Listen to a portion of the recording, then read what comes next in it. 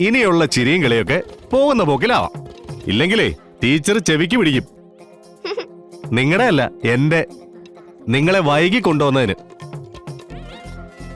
വാ വാ വാ, കേറ് കേറ്, വാ വാ, വന്ന് കേറ്, വാ. ആ, ഇങ്ങോട്ട് വന്നേ. വിഷ്ണുവിന് കാണില്ല ആഗ്രഹങ്ങള്. ചിലപ്പോ അതെല്ലാം ശിവനിലൂടെ നേടിയെടുക്കാനായിരിക്കും ഈശ്വരൻ ശിവനെ അവിടെ എത്തിച്ചിരിക്കുന്നത്. അച്ഛന്റെ നെഞ്ചിൽ ചേർന്ന് നിന്ന് ആ കുട്ടികൾക്കും കൊതി തീർന്നിട്ടുണ്ടാവില്ല. വിഷ്ണുവിന്റെ ഹൃദയവും കൊണ്ട് ശിവൻ ഇനി ആ കുടുംബത്തെ വിട്ടൊഴിഞ്ഞു പോകുന്നു രേഷ്മയ്ക്ക് തോന്നുന്നുണ്ടോ? ഒരിക്കലുമില്ല. വിഷ്ണു ആ വീടിനെയും വീട്ടുകാരെയും സംരക്ഷിക്കുക ശിവനിലൂടെ. അതെനിക്ക് ഈ സംഭവത്തിലൂടെ മനസ്സിലായി ശാരദാമ്മേ. എനിക്ക് ഉറപ്പുണ്ട്, ശിവനിലൂടെ വിഷ്ണു വീണ്ടും ജീവിക്കുക. ജോലിക്കാരനായിട്ടാണെങ്കിലും വിഷ്ണുവിന്റെ സ്ഥാനത്ത് ശിവൻ എത്തിയില്ലേ? വിഷ്ണുവിന്റെ ജീപ്പ് എടുത്ത് വീണ്ടും ഓടിക്കാൻ കഴിഞ്ഞില്ലേ? ഇതിൽ പരം എന്ത് തെളിവാ നമുക്ക് വേണ്ടത്? എനിക്ക് ഉറപ്പായി, നമ്മൾ കാണുന്നതും കേൾക്കുന്നതും ഒന്നുമല്ല ലോകം. അതിനപ്പുറത്തേക്ക് മറ്റൊരു ലോകമുണ്ട്. അതിനെ മറികടന്ന് നമുക്ക് ചിന്തിക്കാനാവാത്ത കാലത്തോളം പലതും നമ്മൾ വിശ്വസിച്ചേ വെക്കൂ. ഈ സ്നേഹം മുഴുവൻ ഇരിക്കുന്നത് ഹൃദയത്തിലാണെന്ന് കളിവാക്ക് പറയാറുണ്ട്. പക്ഷേ അത് സത്യമാ. ഹൃദയത്തിന്റെ ഓരോ അറകളിലും ഉറ്റവരോടും ഉടയവരോടുമുള്ള സ്നേഹം തന്നെയാ. ആ സ്നേഹം മരിച്ചാലും മാറില്ല. അതിന്റെ വ്യക്തമായിട്ടുള്ള തെളിവുകളാ നമ്മളിപ്പോ കണ്ടുകൊണ്ടിരിക്കുന്നത്. അല്ല മോളെ, വിഷ്ണുവിന്റെ ചിതാഭസ്മം മോളുടെ കൈ തന്നെയല്ലേ വെച്ചിരിക്കുന്നത്? ശാലിനിയുടെ കൈ കൊടുത്തില്ലല്ലോ? ഇല്ല, ഓഫീസിൽ വെക്കണമെന്ന് ശാലിനി പറഞ്ഞതാ.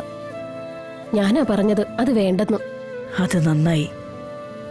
അത് അതിൻ്റെതായ പരിശുദ്ധിയോടെ മോള് തന്നെ സൂക്ഷിച്ചാ മതി. വിഷ്ണുവിന്റെ എല്ലാ കഥകളും അറിയാവുന്നത് മോൾക്കല്ലേ? അപ്പൊ തീർച്ചയായും അതവിടെ സുരക്ഷിതമായിരിക്കും. ഇനി എന്തൊക്കെ അത്ഭുതങ്ങളാണാവോ വിഷ്ണു നമുക്കായി ഒരുക്കി വച്ചിരിക്കുന്നത്.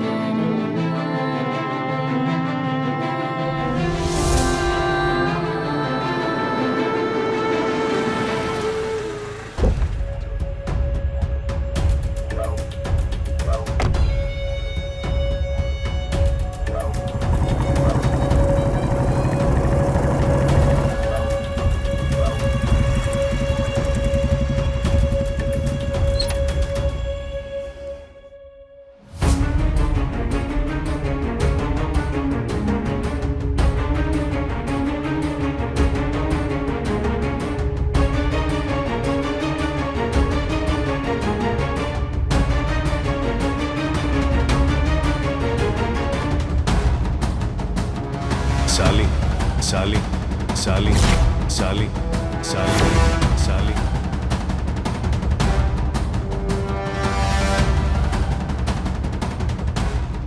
സോറി. എന്തിന്? അടുത്തിരുന്ന് ഭക്ഷണം കഴിച്ചതിന്. ആ ഒരു സാഹചര്യം സൃഷ്ടിച്ചതിന് ശേഷം ഈ ഒരു സോറിയുടെ ആവശ്യമേ ഇല്ല. ഒഴിവാക്കാൻ പറ്റുന്നതായിരുന്നല്ലോ. അച്ഛൻ നിർബന്ധിച്ചുകൊണ്ട് പറ്റിപ്പോയതാ. അച്ഛൻ ആ വിളിയങ്ങ് ഉറപ്പിച്ചു അല്ലേ? അച്ഛന്റെ ഓർമ്മക്കുറവിനെ നിങ്ങൾ മുതലെടുക്കുകയാണെന്ന് ഞാൻ പറഞ്ഞില്ല. ശാലിനി എന്തോ അർത്ഥം വെച്ചാണ് സംസാരിക്കുന്നത്. അപ്പൊ മാഡം വിളിയും നിർത്തി. പരിഹാസത്തിലാണെങ്കിലും മാഡം എന്നാണല്ലോ എന്നെ അഭിസംബോധന ചെയ്തിരുന്നത്. ശരി, ഇനി എന്തായാലും ഇവിടെ നിന്ന് അങ്ങോട്ട് ഇങ്ങനെ മതി. ഞാൻ ആരോടും അടുപ്പം കൂടാൻ വേണ്ടി ഒന്നും ചെയ്യാറില്ല. എന്നോട് അടുപ്പം കൂടാൻ വേണ്ടി വരുന്നവര് എന്നെ പൂർണ്ണമായും മനസ്സിലാക്കിയിട്ട് വരുന്നവരാണ്. എനിക്ക് അങ്ങനെ വരുന്നവരുമായിട്ട് ചെങ്ങാത്തേ ഉള്ളൂ. ഇന്നലത്തെ സംഭവത്തിൽ ഇഷ്ടക്കേടുണ്ടെന്ന് എനിക്ക് മനസ്സിലായി. ഇനി അങ്ങനെയുള്ള സംഭവങ്ങൾ ആവർത്തിക്കാതിരിക്കാൻ ഞാൻ ശ്രമിക്കാം. ഞാനും.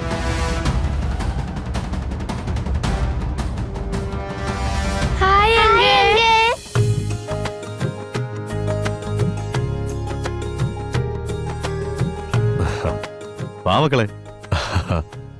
ആ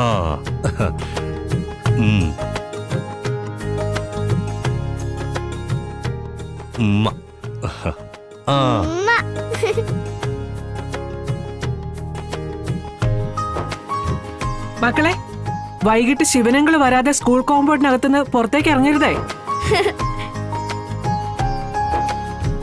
ഓരോരോ വാർത്തകൾ കേട്ടിട്ട് ഉയിര് പോയാ ഞാൻ ഇവിടെ നിൽക്കുന്നത്. ഇവരെ ആരെങ്കിലും തട്ടിക്കൊണ്ടു പോന്നാണോ സത്യമ പറയുന്നേ?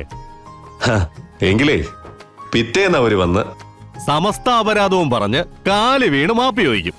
ഇവരെ ഒന്ന് തിരിച്ചെടുക്കാവുന്ന അത്രയ്ക്ക് വേന്തരാ രണ്ടും. ആഹാ ആ ആ നിക്കണേ ഇവിടെ.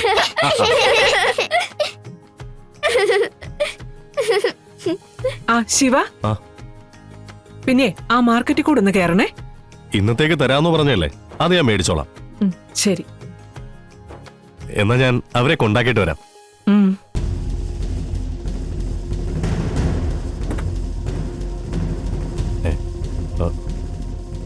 അല്ല, ഇവരിതെവിടെ പോയി? അല്ല, ഇതെവിടെ പോയി? സത്യമോളെ, പപ്പിമോളെ, ഇത്ര പെട്ടെന്ന് ഇതെവിടെ പോയി? കാണാനില്ലല്ലോ. കാണാനില്ലേ? ജീപ്പിലേക്ക് കയറുന്ന കണ്ടയാണല്ലോ, പെട്ടെന്ന് ഇതെങ്ങോട്ട് മാഞ്ഞുപോയി. ശ്ശേ, സമയം പോന്നു. പപ്പിമോളെ, സത്യമോളെ, ഇതാ ബെല്ലടിക്കാൻ കേട്ടോ. എവിടെയാ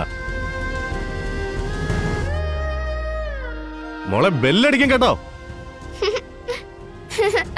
ആ, അത് ശരി.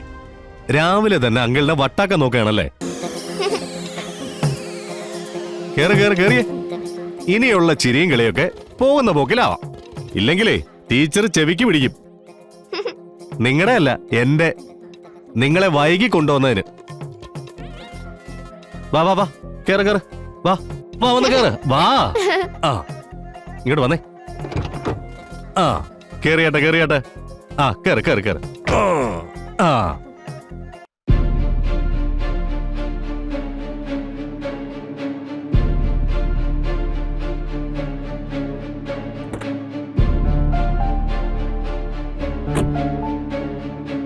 വാ.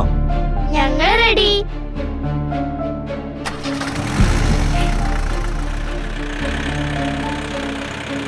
ടാറ്റാ ടാറ്റാ.